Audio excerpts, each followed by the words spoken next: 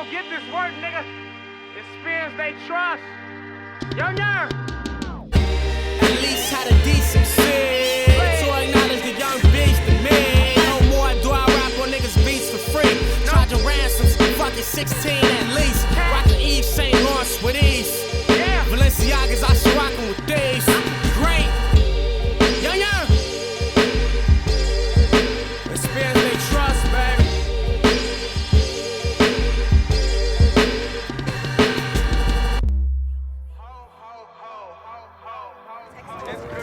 I'm Spenzo, Miss Angela Yee. Miss, stop with that. But yeah. And I call her Ange though. I call her Ange. She here in Chicago though, rocking with me. We at Murray Park, 73rd and Woods. I thought you said this was D-Rose Park. He hooped here.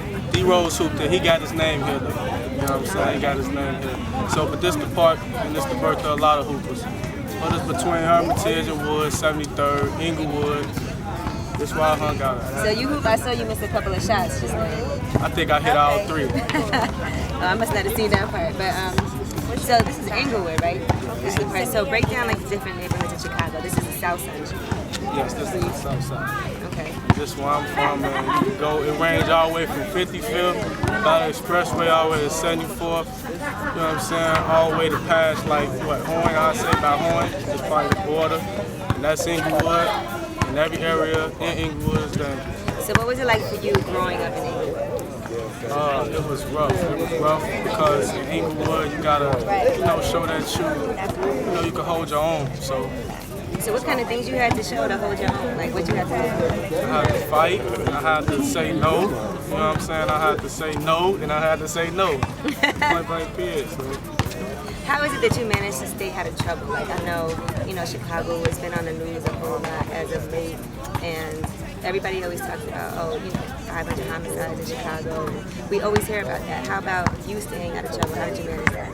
Oh man, I stayed focused, and I stayed doing the right things and staying on path and keeping positive people around me, and not feeding into a lot of negativity, even though I'm still around it, What about, being raised here? You were raised with your mom and your stepfather? Yes. Okay. So were they nervous about you? Like, we got him over here. We know there's a chance that he could get lost in the streets. Yes. As a parent, parents are worried because they hope and they pray that their kids don't get, caught up in the violence and the negativity that's going on. So I was just smart enough to listen to my parents. When I was out here, thoughts and things they taught me just clicked in my head. So morals and values, I would say. Right. And what about being respected? I see you got a lot of people out here with you today that seem like they support you and love you. Do you feel like everybody respects you, or do you feel like there's any type of jealousy? They support me, so if it is jealousy, we don't see it because we all are one. We all come from the same place. We all are African American kids. We just trying to show each other that we do love each other in some sort of way, so they support me. You know what I'm saying? These are the people I grew up with. These are people I've been knowing since grammar school. You know what I'm saying? They just want to support. So that's just all that is. I mean, there's a lot of people that come from certain places and can't go back. Can't go back home once they become successful. And some people say you shouldn't really hang out where you came from once you become successful. So where do you fall in that whole equation? Come right back here. Because I ain't going to be too far because I'm still, everybody that's still around here, I keep in contact with them, I laugh with them. These my real folks, my real peoples, and we all out here, and we all got love for each other. It ain't never like that. I'm trying to help them get out. I ain't just trying to make it out, I'm trying to help other people get out and show other people that you got a purpose in life, find something, get out, come back. Now, you shot a lot of videos in this area. I shot a couple videos, but not too much because I want to shoot these videos when I get on a larger scale so that they can see the hood nationally. Well, how has the neighborhood changed from when you were growing up to where you are now? It hasn't changed. Really? So it hasn't gotten better or worse? I mean, I don't see things getting better. I see the same park, kids just getting older here. The kids that I was growing up when I was younger, same kids here, they just older.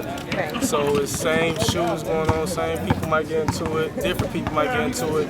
That's no change. It's violence and it's lives at the end of the day, but it's Inglewood, it's Chicago.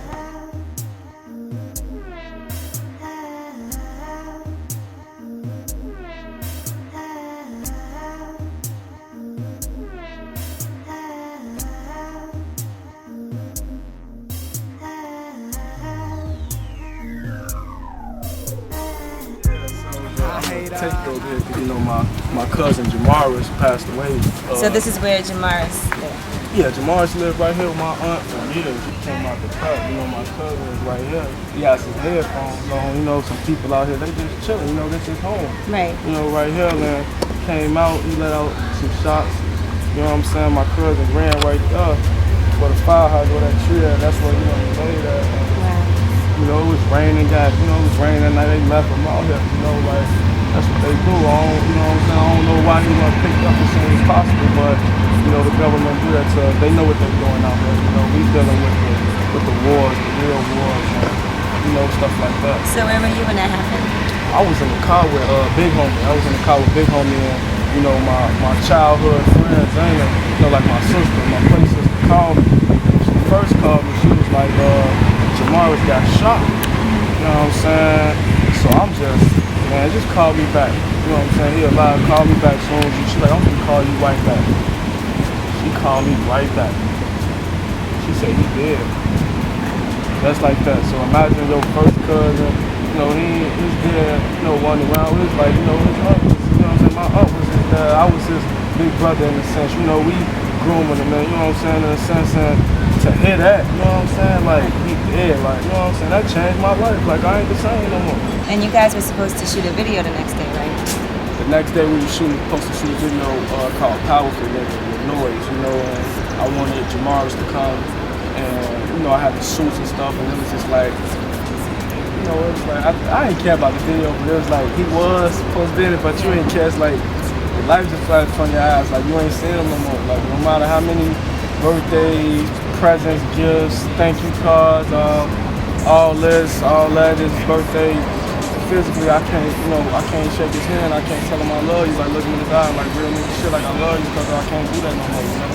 Right. And I know it inspired you to write certain songs too. It did. It actually inspired me to write a song called Have a Good Way. You know, like in that song, I basically just say like, man, I ain't trying to die right now. I know I'm gonna die, but I ain't trying to die no time soon. Think about it, I want to be young-minded forever.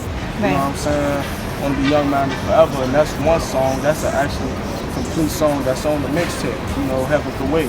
But it inspired me to write, you know, to flip Shot State of Mind. Like, you know, we was talking about Shot State of Mind, and, you know, put it in there. I basically talked about it in the song because it just felt, it just was right there. It was organic. It came organic. Stuff I was talking about, I had to say that because that pertains to what I was saying in Chicago. You know, I came to see my cousin, you know, so I can't get love from somebody else that love I was supposed to get. You know, like, can't nobody substitute that. You know what I'm saying? That was my role, you know, in my rap. Like, I'm Jamaris, that's Jamaris. Like, I'm instilled in me, instilled in me. He's 16, died at 16. You know? That's crazy. Doing nothing but minding his business outside his house. Outside his house. At 17, I seen, you know what I'm saying, my 16-year-old cousin. You know what I'm saying? I was like, why is he up? Why wasn't he even check to see if he could make it? Right. Like, you know what I'm saying? Like, for real, like, why wasn't he checked? So nobody checked him? He was laying there. He was laying there how he was laying there. They called the police and everything. Like, they take hours to come now. That's hours to come. But when we in the streets and we just riding, it's seconds to just get up on us and just nitpick. You know what I'm saying? Like, robbery ain't no emergency. Robbery is not an emergency no more. You know, like, it don't matter what would have happened to them. It's like they don't want to come.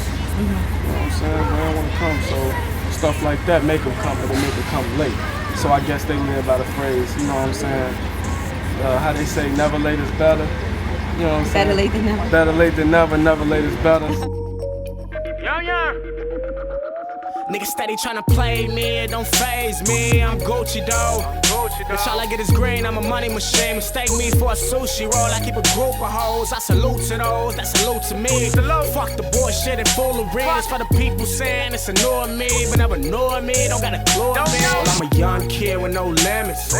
Counting bucks, be Janice. Catching flights, fuck fellas. Spending cash, that's splendid. They told me no and I did it. Now I'm young again and Meek Millie. Cause I want this moment like Nick. I ain't ready to die, I'm not dead.